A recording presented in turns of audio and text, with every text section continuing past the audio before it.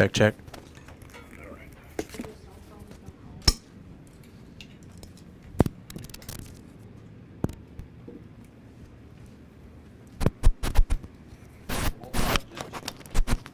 We were just talking about that the other day.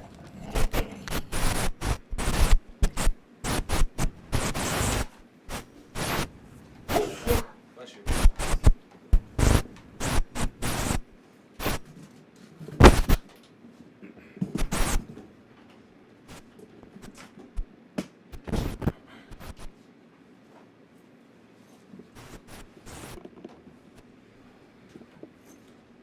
Is everyone ready?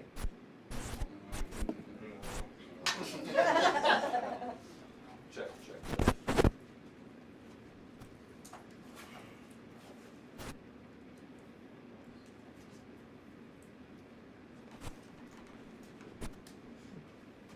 Mic check 1 2. Mic check 1 2. Mic check 1 2. Mic check 1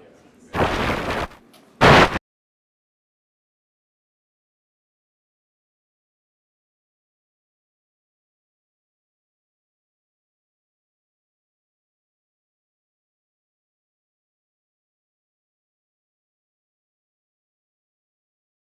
Mic check 1 2. Mic check 1 2. Mic check 1 2. Yep. Yeah, you're good. That's good. Are you positive?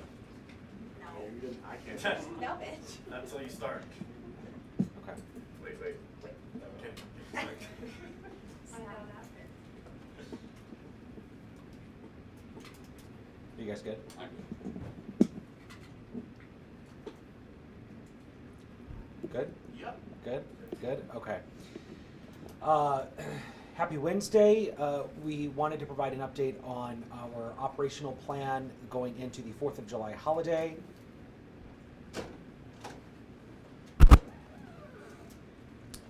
We want to make sure that everyone has a safe and enjoyable 4th of July holiday. As we head into the extended holiday weekend, we will have extra officers on patrol, also utilizing our mobile cameras that feed into the real-time crime center. Our extra officers will consist of officers you see and officers that you don't see that will be working in a plainclothes capacity. While we increase law enforcement presence downtown, our neighborhoods will also have additional uniformed police officers responding to fireworks calls. I want to start with some of the details related to Celebrate St. Louis. If you see anything suspicious, you are asked to tell an officer. You should also call 911 to report suspicious activity. Please park smart. Leave all valuables at home, especially your firearms. There is no reason for you to carry your firearm into downtown St. Louis only to leave it inside of your vehicle and unattended. Even if your car locks, at the end of the day, people are still smashing windows. iPads, laptops, valuable items, leave them at home. That includes your wallets, purses, fanny packs, the man bags. If you have one of those items, bring it with you, please. Don't leave those things sitting out visible, and you could potentially become a victim. There will be several no parking signs in downtown in certain areas. That is starting today through 4 a.m. on July 5th. The Walnut exit on I-44 closed earlier this morning and will reopen on Saturday morning. Market Street and Chestnut Street will both be closed from 4th Street to Tucker Boulevard.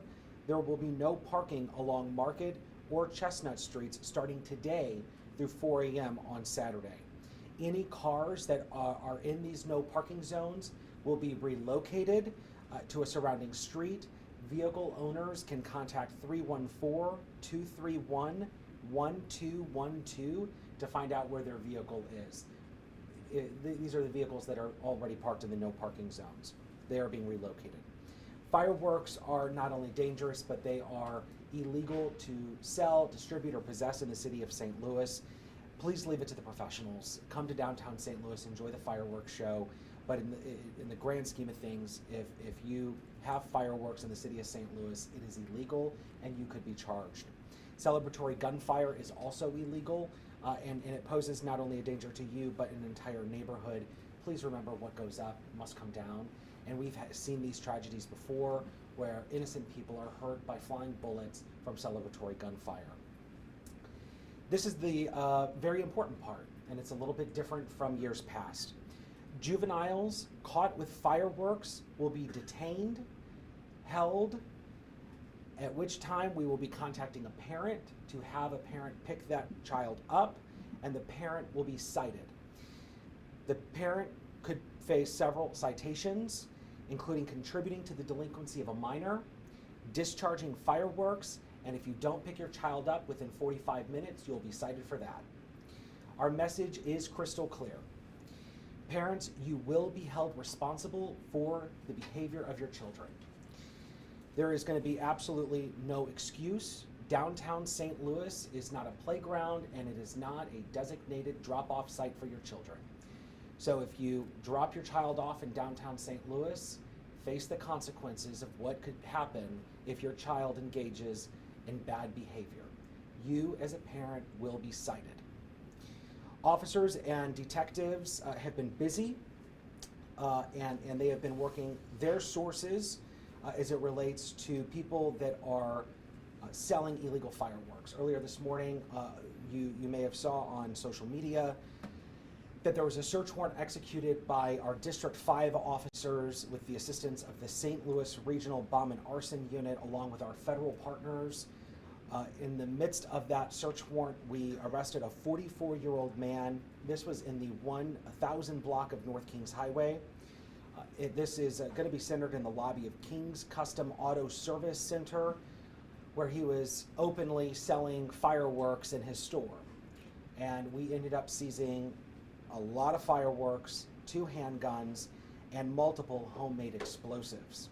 The 44-year-old is a convicted felon here in the state of Missouri, and we are working with the Circuit Attorney's Office today to apply on charges. Those are some of the prepared updates that I have for you. With the citations that parents could face, what kind of punishment does that come with? Fines, and do you know the ranges of them? It would be on the citations, and we can look that up too. Most of it's going to be fine related. Is that a definite, parents are going to be receiving these citations, or is it a, we're going to maybe be doing this? You're being cited. And what led to that change? We had numerous conversations after what we saw in downtown St. Louis last year that led us to exploring our many different options. And we felt as a department that this was the most appropriate and leveled response to ensure that we are keeping our community safe, but we are also holding parents responsible for being bad parents. Under what statute? It's going to be a city charge. How do you know that it automatically rises to the level of a citation just by virtue of a child being brought in? I mean, how is that enough to establish probable cause for a citation if a child is simply there and the adult who shows up to get them? I mean, how without any investigation, how are you going to be able to establish The investigation's pretty quick. One is they're shooting off fireworks. They're behaving poorly. We have to detain them. And parents should step up and be parents. At the end of the day, if you allow your child or think that your child might be engaging in this behavior, you should probably, now's the time to have that conversation. If you have concerns that your child might be going downtown with another responsible adult, that's not our problem. You will be charged. And that is exactly what's going to happen here. Parents need to step up. They need to be responsible because we are going to be holding you responsible. Is this 17 and under, or? It's a juvenile, so 17 and under. And then obviously if you're older, you'll be getting the citations as an adult. I will point out, I mean, the charges and the citations that we're listing today is in a case scenario where a juvenile has no active warrants, has nothing illegal on him or her, and would not necessarily be held by juvenile courts. That is something that we've had those conversations. If a juvenile has a firearm how will we respond to that? And those conversations are ongoing, but at the end of the day, the message is clear. This is the first and only warning. Parents will be cited for their children's bad behavior if they commit bad behavior in the city of St. Louis. So the children will or won't be charged as well, because clearly if they're being taken in, they've been doing something, right? Yeah, we've had those conversations based off of what we're our understanding and the conversations we've had, which is ongoing. Right now, it's the parents that will be facing those citations. The firework case from this morning was near the tornado damage. Is there extra emphasis on those tornado damaged areas because of the fire risk there? Yeah, and you were at the news conference with Fire Chief Jenkerson and Police Chief Tracy last week. There is obviously a concern when it comes to people discharging fireworks in areas that have been impacted by the tornado. Obviously, we've had extremely hot weather, things are more dry, and there are a lot of tarps on homes. So we need everybody to step up as a community and watch out for each other, because our community is vulnerable right now, and we don't need added damage on top of the damage that's already been done. If this is an accurate quote, you told reporters on Monday that bar owners, not police, should take responsibility for the mayhem in the Grove. These business owners pay taxes for public safety. They often pay for private security in addition. How can it be your position that business owners should take responsibility and that police officers shouldn't? Did the chief authorize you to say that? I appreciate the question, Mark, and within context of what I said, and I shared it in the briefing, that it was bar owners, the community improvement district, the associations in that area, everyone coming together to make sure that there is a solid plan in place to keep bad actors out.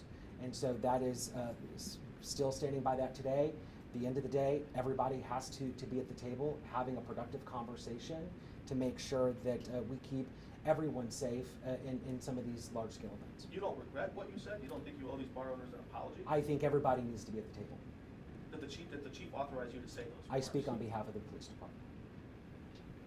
With the citations, is that gonna be all weekend long? Is it only during Celebrate? What's the plan? The plan is starting tomorrow and through the weekend. That is the plan, and of course we will reevaluate as we go through the weekend. How many children were arrested where the parents with fireworks, where the parents could have been cited last year? I would have to look into that. I don't know if we would have that number. I know that there were multiple juveniles that were detained.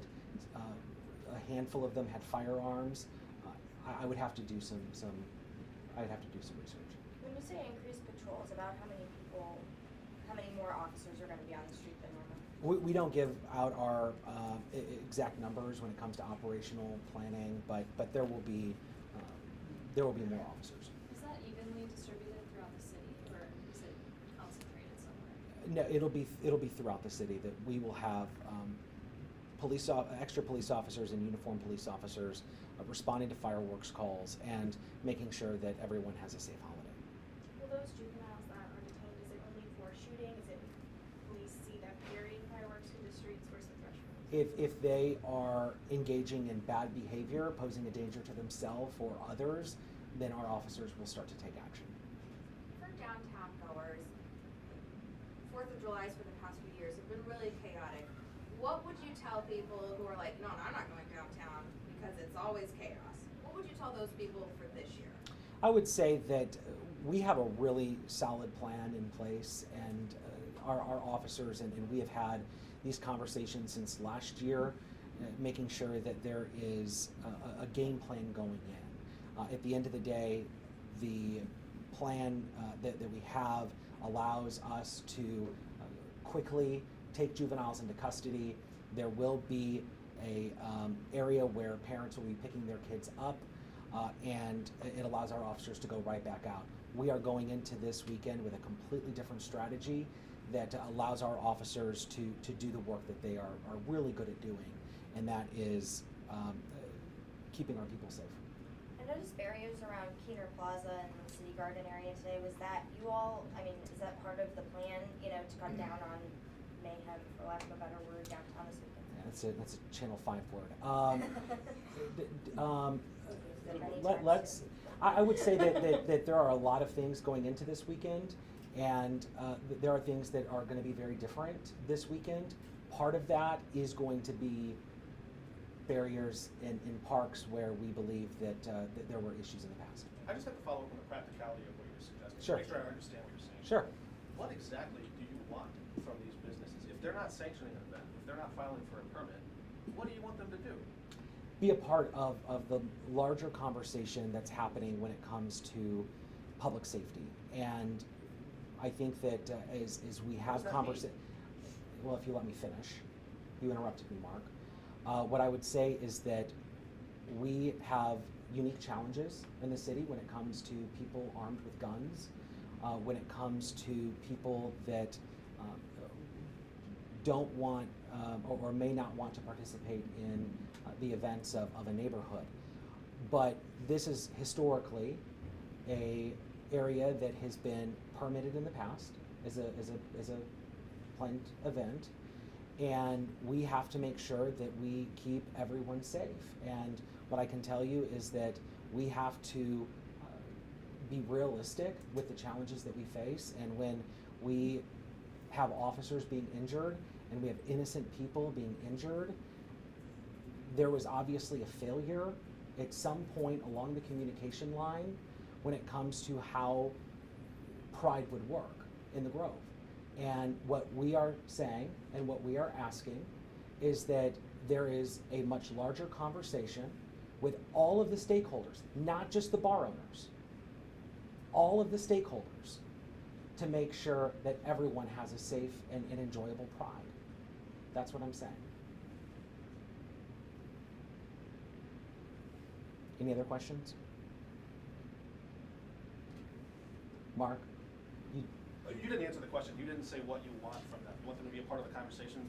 We They need, to say we need, what? we need them to be at the table, having the conversation of who is gonna be organizing, who is gonna be getting the permit, who is going to be helping our police officers so they are not attacked. It's not the bar owner's fault. It's everyone in the neighborhood. It's everyone in the neighborhood. If you're a stakeholder in the Grove, this is a historic night, that historically high turnout night that has been permitted in the past. And that is the answer. Everybody needs to be at the table so that way we are having a conversation on how we keep individuals who are armed with guns, who are armed with fireworks, from attacking innocent people and our officers. Because as a police officer, you can't stop someone walking down Manchester with a firearm. It's a Can we tough agree job. on that? It's a tough job. Can but we you're agree asking on them that? to pay extra cost. I'm telling you, they pay taxes, they pay for private security, and you're asking them to pay more for a permit. They might not want to pay for a permit. Then what? Well, they've paid for a permit before. Cherokee Street pays for a permit. Mardi Gras pays for a permit. Celebrate St. Louis pays for a permit to ensure that there are safety guidelines in place to keep people who shouldn't be in there out. I'm just curious though, I guess, what is the practical difference, sorry, not to, well, I'm piggybacking on what he says, but how does the permit change the plan, practically speaking? Because from my perspective, if you know that there's gonna be more people in the Grove during Pride weekend, as there always is, I guess I'm wondering what's stopping the police department from just having more proactive patrols and more people down there? What does a permit change, practically speaking? It's actually night and day difference, and I appreciate that question. Having a permit allows you to fence off the area that your event is in. It allows you to hire security. It allows you to control the street. So you as an event owner can say, we are not going to allow bags into this event. We are not going to allow firearms into this event. We are not going to allow fireworks into this event. We are not going to allow loudspeakers and Bluetooth speakers into this event. And we as police officers, or the police officers, cannot, those rules are not as flexible without a permit. And that is what we're saying, is that without a permit, the rules are much more loose. The permit tightens the rules on that.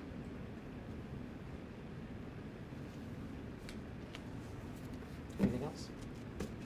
Hope everybody has a happy 4th.